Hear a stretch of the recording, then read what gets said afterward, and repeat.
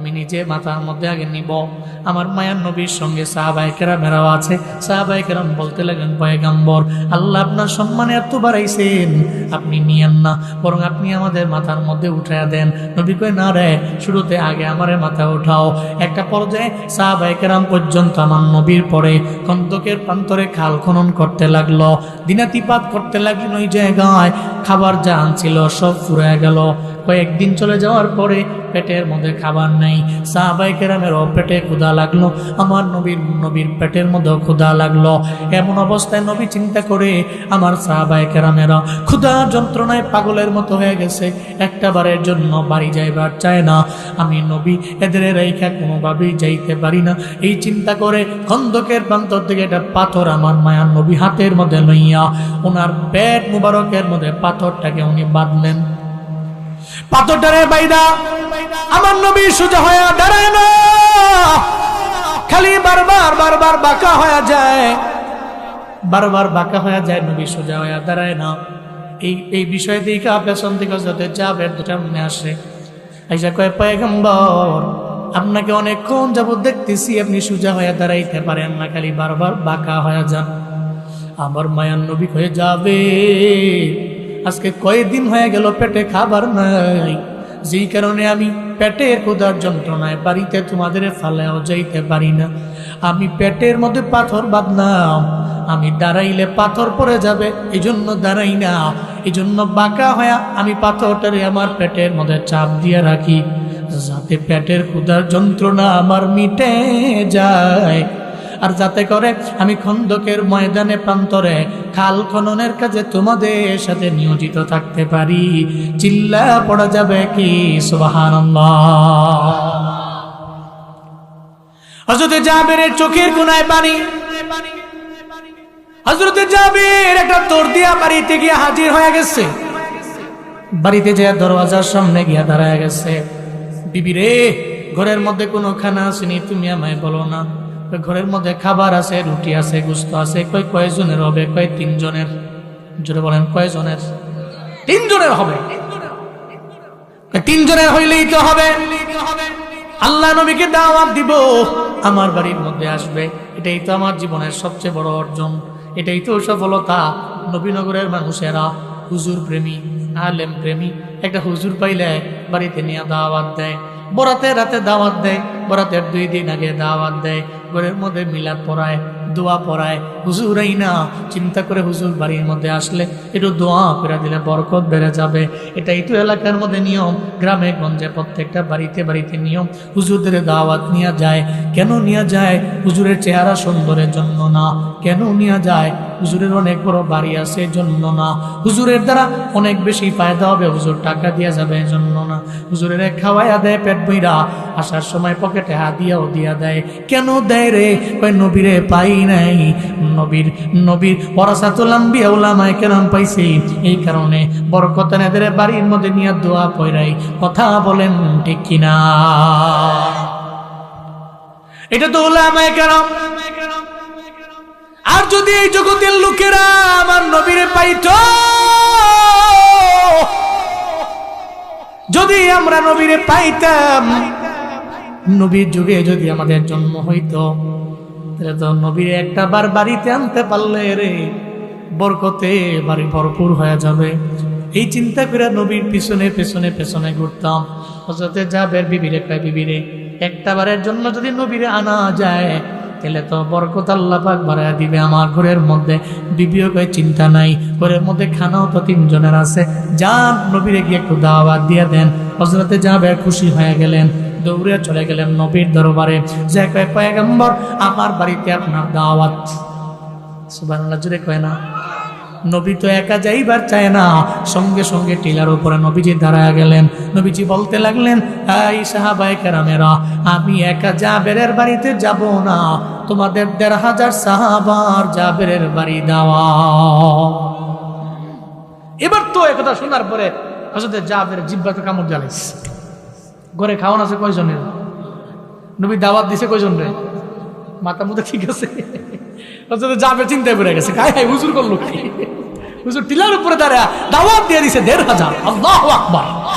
কিন্তু চিন্তায় পড়লেন, টেনশনে পড়ে গেলেন, কেমনি কি করব, শরম পেয়ে যান। আপনি বাড়ির দাওয়াত দিয়ে আসছেন, মেহমান রান্নাও করছেন, ওই অনুযায়ী মেহমান বেশি আসলে তো আপনি মাথা খারাপ হয়ে যাবেন, সম্মান বজায় রাখতে হবে না। মাঝে মাঝে দেখবেন বিয়ে শাদীতে এমন হয়, এমন কিছু আছে মনে হয় জীবনে কোনো দিন ঘরের মধ্যে খায় না, জীবনে বিয়েও খাইছে না, ভালো কোনো খাওয়ান মনে ঘরে খায় না। কিছু কিছু এলাকা, কিছু কিছু গ্রামের কেমন কিছু বাড়ি আছে, নির্দিষ্ট কিছু এরিয়া আছে, দুষ্টামি করে, কয় যে আমরা আসবো 100 জন, কিন্তু আসে 200 জন, এরকম আছে না নাই? এই বেচারারে কি একটা বেকায়দায় গিয়ে ফালায়া দেয়, বেচারা তো মাথার মতো নষ্ট হয়ে যায়, একবার ডানে একবার বামে একবার সামনে একবার পিছনে, হায় হায় কেমনি হন, এরকম আছে না নাই? এই জন্য বিয়ে শাদীতে কনফার্ম করতে হবে আমরা যাবো 100 জন, 100 জন থেকে 10 জন কম হতে পারে, 102 জন হবে না। এটা মুমিনের ওয়াদা। আল কারীম ইযা ওয়াদা ওয়াফা, সম্মানিত ব্যক্তি ওয়াদা করলে ওয়াদা পূর্ণ করে, খেলাফ করে। আল্লাহ আমাদের সবাইকে সঠিক বুঝে আমল করার তৌফিক দান করেন। তো নবীজি দাওয়াত দিয়েছেন কয়জন রে? 1500। চিন্তায় পড়ে গেলেন। হযরত জাবের রাদিয়াল্লাহু আনহু চিন্তায় পড়ে গেলেন, দৌড়ে চলে গেলেন আবার বিবির দরবারে। যে কয়, বিবি রে, দাওয়াত দিলাম নবী রে, নবী তো একা আসবার চায় নাই, নবী তো টিলার উপরে দাঁড়ায় দাওয়াত দিয়া দিছে 1500 সাহাবা। এখন আমি কি করতে পারি? আমায় বলো, এখন আমি কি করব? নবী তো দাওয়াত দিয়া দিছি 1500, ঘরের মধ্যে খাবার আছে মাত্র 3 জনের, এখন আমি কি করতে পারি? এটা বলার পরে এমন একটা জবাব দিয়া দিছে, এই কেমন বিবি, কেমন জবাব! এই ব্রাহ্মণবাড়িয়ার নবীনগরের নারুইয়ের মুসলমানেরা শুই না যাও। বিবি কয়, স্বামী গ, চিন্তা করার কোনো দরকার নাই, টেনশন করার কোনো প্রয়োজন নেই। চিন্তা কেন করেন, টেনশন কেন করেন? আপনি দাওয়াত দিছেন নবীরে, চিন্তা করবেন নবীরে লইয়া। নবী দাওয়াত দিছে 1500, চিন্তা করবে নবী আর আমার আল্লাহ। এ কেমন বিবি! এই জন্য বিবি আনবেন ঘরের মধ্যে, এমন বিবি যেই বিবি 5 ওয়াক্ত নামাজে নামাজি হবে, আল্লাহর প্রতি ঈমান থাকবে অনেক পরিমাণে বেশি, অগাধ বিশ্বাস থাকবে অনেক পরিমাণে বেশি। কিন্তু এমন বিবি ঘরে আনা যাবে না 5 ওয়াক্ত নামাজের 1 ওয়াক্তও পড়ে না। এই দাদারা, এই বাবারা, সন্তানের জন্য, নাতির জন্য আপনি তো মেয়ে খুঁজবার যান, ওখানে গিয়া তো একবারও জিগাইলেন না তুমি কোরআন পড়তে পারো কি পারো না। আপনি কেন জিজ্ঞেস করলেন না ও 5 ওয়াক্ত নামাজ পড়ে কি পড়ে না? এমন একটা পুত্রবধূ ঘরের মধ্যে দইরা আনলেন, 5 ওয়াক্ত নামাজের 1 ওয়াক্তও পড়ে না, কিন্তু 5 টাইম টিকটক বানাইতেও দ্বিধা করে না। ছাদের উপরে গিয়া গিয়া টিকটক বানায়। আবার দাদায় কয়, এমন একটা নাতি বউ পাইছিলে, ওই নাতি বউ তো টিকটকেও ফেমাস, এত ভাইরাল, ছাদের উপরে দাঁড়ায় দাঁড়ায় টিকটক বানায়। ও মনে করে এর চাইতে দামি আর কেমনে হতে পারে, এমন একটা নাতি বউয়ের চাইতে। আবার হুজুরে আইলে হুজুরের কাছে গিয়া পানি পড়া চায়, হুজুর দোয়া করে দিন আল্লাহ যাতে করে আমার নাতির ঘরে এমন একটা সন্তান দেয়, যেই সন্তানটা বড় আলেম হবে, বড় একজন হাফেজ হয়ে যাবে, আব্দুল কাদের জিলানীর মতো হয়ে যাবে। জীবনও কোনোদিন সম্ভব না সন্তানটারে গর্বের মধ্যে লইয়া যেই মায় নামাজও পড়ে না, তিলাওয়াত করে না, তো মোবাইল ছাড়ে না, নাটক দেখা বাদ দেয় না, সিনেমা ছবি দেখা বাদ দেয় না, অশ্লীল ভিডিও দেখা বাদ দেয় না। আল্লাহর কসম একবার, আল্লাহর কসম 2 বার, আল্লাহর কসম 100 বার করে বলে যাইতে পারি, এটা তো এমন হবে ইন্নাকা লা তাজনি মিনাশ শাউকিল ইনাবা। আরবিতে একটা প্রবাদ আছে, কাঁটাযুক্ত গাছ লাগায় আঙ্গুর আশা করা যায় না। এমন মা থেকে ভালো সন্তান আশা করা যায় না। এমন ঘর থেকে, গর্ভ থেকে ভালো সন্তান আশা করা যায়। কান্দে মাসুর মায় মন্দ নাই, সৈয়দ বংশের জি, গাইবালা তার বাসুর বালা, দুধবালা তার ঘি, কান্দে মাসুর মায়। কথা বলেন ঠিক কিনা? গাই ভালো তো বাছুর ভালো, দুধ ভালো তো ঘি ভালো, এই পেট ভালো তো এই পেট থেকে এমন একটা সন্তান বের হয়ে আসবে আব্দুল কাদের জিলানীর মতো, এই আশরাফ আলী থানভী রহমাতুল্লাহ আলাইহির মতো এত দামি দামি সন্তানগুলো মায়ের গর্ভ থেকে বের হয়ে আসবে। এমন একটা বউ ঘরের মধ্যে আনা লাগবে যাতে অন্যায় লাইনে না যায়, খারাপ লাইনে না যায়, নামাজ যাতে না ছাড়ে। কারণ গর্ভের সন্তান লইয়া যে গর্ভবতী মা 5 ওয়াক্ত নামাজের 1 ওয়াক্ত মিস দেয় না।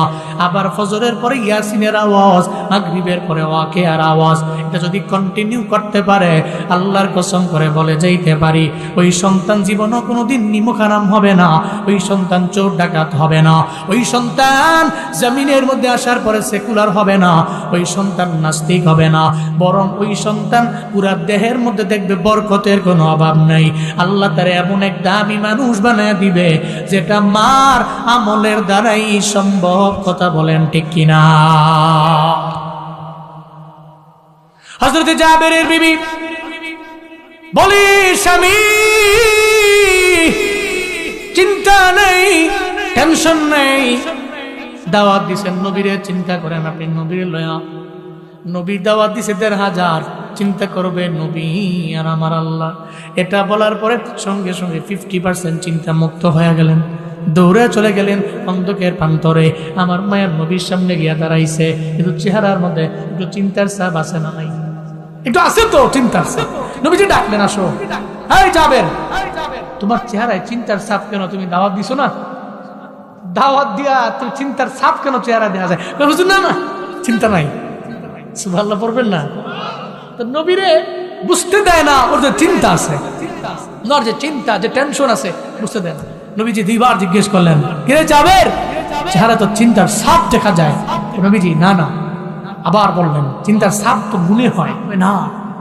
চিন্তা নাই নবী, আপনি এবং 1500 সাহাবা আমার বাড়িতে যাবেন, এটা তো আমার জন্য সফলতা। আল্লাহু আকবার। কিন্তু বারবার যখন বলবার চায় না, আমার মায়ের নবী ভাই তুমি বলবার চাও না, ওরে জাবের তোমার জানা নাই, আল্লাহ পাক জিবরাইলের মাধ্যমে আমারে জানায়া দেয়। আমি খন্দকের প্রান্তরে দাঁড়াইছিলাম, হযরত জিবরাইল আমার দরবারে আসলো। জিবরাইল এসে জানায়া দিয়ে গেছে, পয়গম্বর চিন্তা করার কোনো দরকার নাই, টেনশন করার কোনো প্রয়োজন নাই, আপনি জাবেররে জানায়া দেন আজকে তার ঘরের মধ্যে খাবার আছে মাত্র 3 জনের, 1500 সাহাবা লইয়া তার বাড়ির মধ্যে যাইতে দেরি হয়ে যাবে, আপনার কদম মোবারক পড়তে দেরি, আমি আল্লাহ তার ঘরের খাবারে বরকত বাড়াইতে দেরি করব না। হযরত জাবের নবী বললেন, চিন্তা মুক্ত হলেন হযরত জাবের। এরপরে হযরত জাবের যখন রওনা আমার পয়গম্বরের লইয়া, আমার পয়গম্বর নিয়ে যখন রওনা হয়ে গেল, সঙ্গে সাহাবায়ে কেরাম মাসে 1500 সাহাবা হযরত জাবের রাদিয়াল্লাহু আনহু বাড়ি গেলেন। আমার মায়ের নবীও ভেতরে ঢুকলেন। এবার পয়গম্বর বলেন, ওরে জাবের তোমার 2টা পেয়ালার মধ্যে একটা পেয়ালায় রুটি আছে আর একটা পেয়ালায় গোশত আছে রে, 2টা পেয়ালা আমার হাতের মধ্যে দাও। যখন 2টা পেয়ালা হাতের মধ্যে দেওয়া হলো, আমার মায়ের নবী ওনার জিহ্বা মুবারক থেকে একটু লালা মুবারক খাইনা একটা রুটির পেয়ালার মধ্যে একটু লাগাইয়া দিলেন, এরপরে গোশতের পেয়ালার মধ্যে আবার লাগাইয়া দিছে। নবী কয়, জাবের রে চিন্তা নাই, আমি আমার লালা মুবারক লাগাইয়া দিছি রে, 1500 সাহাবায়ে কেরাম খাওয়াও, টেনশন করা লাগবে না। চিল্লে আওয়াজ করে পড়া যাবে কি মারহাবা। তুমি 1500 রে খাওয়াও, চিন্তা করিও না রে জাবের, আমি নবীজি তোমাকে বলেছি চিন্তা নাই, টেনশন নাই, তুমি 1500 রে খাওয়াও, চিন্তা করা লাগবে না রে জাবের। এটা বলার পরে আমার নবী জানায় দিলেন, নিয়ম আছে, 1500 রে এক লগে বসাইও না, 500 জন করে বেচ করো। বিয়ে বাড়িতে গেলেন, বরের সঙ্গে বরযাত্রী 300 জন গেল, বসার মতো তেমন ক্যাপাসিটি নেই, এমন হয় কি হয় না? 100 জন প্রথমে বসাইল, এরপরে আবার 100, এরপরে 100, এভাবে বেস করে 1, বেস নাম্বার 2, 3 এভাবে করে এরপরে বসায়। আল্লাহ নবীও এর কমতি নেই, আমার মায়ার নবীও বলে দিলেন, ও জাবের তুমি 3টা বেস করে দাও, 500 করে 1500 সাহাবায়ে কেরাম রে খাওয়াও। যখন 500 জনের প্রথমে শুরুতে উনি বসাইলেন, নবীজির দরবারে যায়, পয়গম্বর প্রথম 500 জনের বেলায় আপনি বসে পড়েন, সুবহানাল্লাহ, জোরে কয় না। নবী কয় যাবে রে, না না, ১,৫০০ খাওয়াও, এরপরে আমি খামু। অযথা যাবে মনে চিন্তা, নবীরে আমি দাওয়াত দিছি, যদি আমি নবীরে খাওয়াইতে না পারি, যদি আল্লাহ না করে ৫০০ জনের পরে যদি শেষ হয়ে যায়, তাহলে তো নবীরেই খাওয়াইতে পারলাম না। বর গেছে, যাত্রীও আছে, বর যাত্রী লগে ৩০০ জনের খাওয়াইয়া ইচ্ছা মতো বর্ত বৈশা রয়েছে, এরা তো কেউ খাওয়ান টাউন দেয় না। ২-৩ ঘন্টা ৪ ঘন্টা পরে কয় সবাই রে খাওয়াইছি, আপনারটা নাই। এটা কইলে বেটা খেফতো না, সিন্নি খেলে কারদানা মোল্লা ছিল না তুমি, তোমরা ৩০০ জন খাওয়াইছো আমার লেগে, আর আমার বেলা কয় না হইলো। বেটা নতুন জামাই দেখে কিছু কইতারে না, কিন্তু ৩ দিন পরে তো বেটা এটা কোটা দিবই, ঠিক কিনা বলেন?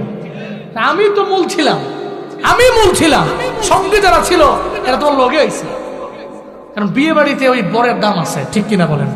বরযাত্রী যারা আছে এরা তো লগে, কিন্তু মূল যার মাধ্যমে বিয়া তার দাম বেশি না কম? অফকোর্স বেশি। এই জন্য মাঝে মাঝে এই যে আম করে বিয়েতে দাওয়াত দিয়ে নিয়ে যায়, বন্ধু বান্ধবরা আছে না, দাওয়াত দেয়। তো এই যে সিজন শুরু হওয়ার আগে মাহফিলের বহুত বিয়া খাইছি, টানা ১.৫-২ মাস ৩ মাস খালি বিয়া। তো মানুষও চিন্তা করে খাইছে, হুজুরে তো বিয়া খায়। তা আমিও চিন্তা করি এত দাওয়াত দেখায়, এরাও আমার কয় বুঝি তো, আপনি খালি মাহফিলে ঢুকলে আমাদের জাল দিয়ে ধুইরেও আনতাম না, ছুটে ছিলেন কেমন? কারণ মাহফিলের ব্যস্ততা, এই কারণে ওই সময় বিয়ের চাপ, অনুষ্ঠানের চাপ, এই দাওয়াত সেই দাওয়াত খাইতে খাইতে সময় পার হয়ে যায়, ২ মাস ৩ মাস এমনি সময় পার হয়ে যায়। তো দাওয়াত দিয়ে নিয়ে গেলে বরের সঙ্গে বসি, তো সে বন্ধু, অনেকে হিসাবে হুজুর আমাদের লোক একটা সেলফি, ধরি না সেলফি এনো আমার লোকে নাকি বরের লোকে, ঠিক কিনা? কারণ এই মঞ্চে, যে মঞ্চে আমি বসে আছি, বড় আছে, এনে বড় হইলো বড় মেহমান, এনে আমার কোনো খাওয়া নাই, আমার খাওয়াই বিয়ে বাড়ি থেকে বের হও, এরপরে অনেকে সেলফি ৪০টা তোলো, অসুবিধা নাই, কিন্তু এনে বরের লোকে তোলো, কারণ বরের সম্মান এই বাড়িতে অনেক বেশি, ঠিক কিনা বলেন? তো নবীজি, সাহাবায়ে কেরাম আসলেন, নবীজিও আসলেন। জাবেরের মনে চিন্তা হইলো, যদি নবীজিরই খাওয়াইতে না পারলাম তাহলে তো আমার একটা কষ্ট ভিতরে রয়ে। নবীজিকে প্রথমবার বললেন, নবীজি বসে পড়েন। নবী কয়, না জাবের, ১,৫০০ খাওয়াও, এরপরে আমি বসবো। সুবহানাল্লাহ পড়বেন না? এরপরে আমার পয়গম্বর বললেন, এবার তুমি আবার ৫০০ বসাও। ৫০০ জন খাওয়ানো শেষ হয়ে গেল, এরপরে আবার ৫০০ বসাইলেন, এবার ৫০০ জনকে আবারও খাওয়ানো শেষ হয়ে গেছে, দ্বিতীয় ধাপও শেষ হয়ে গেল। কিন্তু ঘরের মধ্যে খাওয়ান আছে কয়জনের? ১,০০০ শেষ। এরপরে আবার ৫০০ জনের পালা, এরপর তৃতীয় নাম্বার ৫০০ জন বসে গেল। এই ৫০০ জন সুন্দর করে খেয়ে গেল। এবার বাকি আছে আমার পয়গম্বর হযরতে জাবের। চিন্তা করলেন, ১,৫০০ খাওয়াইলাম, এখন দেখি না ওই পেয়ালার মধ্যে খাবার কি আছে না নাই, একটু চেক করার জন্য জাবের গেলেন।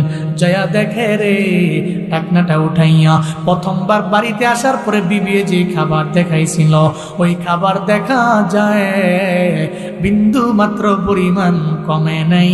চিল্লে আওয়াজ করে পড়া যাবে কি মারহাবা? আল্লাহ নবী জানায়া দেয়, এর জাবির, তুমি আমার অনুমতি ছাড়া ঢাকনা কেন উঠাইছো? আমার অনুমতি ছাড়া যদি ঢাকনা না উঠাইতা, আর পুরা মদিনার যত লোক আছে যদি তোমার বাড়ির মধ্যে আসতো, আইসা যদি পেট বইরা খাইতো, সবাই পেট বইরা খায়া যাইতে পারত রে। এরপরেও তোমার পেয়ারার মধ্যে প্রথমবার বিবিয়ে যে খাবার দেখাইছিল, ওই খাবারই রয়ে যাইত, বিন্দু মাত্র পরিমাণ কমতি হতো না। চিল্লায় পড়া যাবে কি সুবহানাল্লাহ?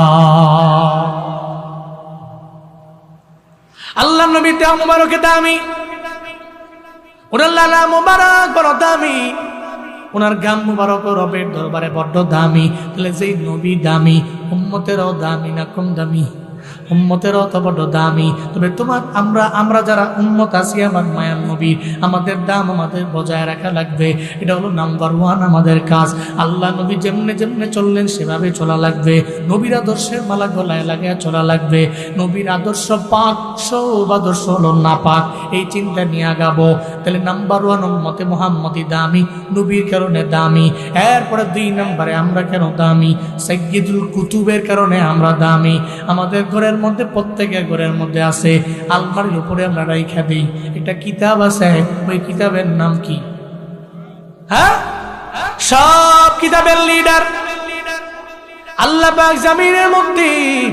জমিনের মধ্যে আল্লাহ পাক যতগুলা কিতাব পাঠাইছেন, সমস্ত নবীকে আল্লাহ পাক যা দিছেন, আসমানি সমস্ত কিতাবের লিডার হলো কোরআন, নেতা হলো কোরআন। সব গ্রন্থের চাইতে দামি গ্রন্থ এটা, সব জীবন বিধানের চাইতে দামি জীবন বিধান এটা। কারণ যেখানে সমস্যা কোরআনে সমাধান আছে না না, যেখানেই সমস্যা ওখানে কোরআন তো সমাধান দিয়ে দেয়। এই জন্য সমস্ত কিতাবের লিডার কোরআন। সুবহানাল্লাহ পড়বেন না, কিন্তু আমরা এটাকে দেখে দিই খালি আলমারির উপরে, সম্মান করছি, একটু পড়ে গেছে গিলাফটা চুমা দিছি, শেষ। আমরা মনে করি এতটুকু করলেই কোরআনের হক মনে হয় আদায় হয়েছে। না, এই কোরআন তো আপনাকে শুধুমাত্র আলমারির উপরে সাজাইয়া গিলাফ দিয়ে মুড়িয়ে সম্মান করতে, এতটুকু করার জন্য এই কোরআন দেওয়া হয়নি।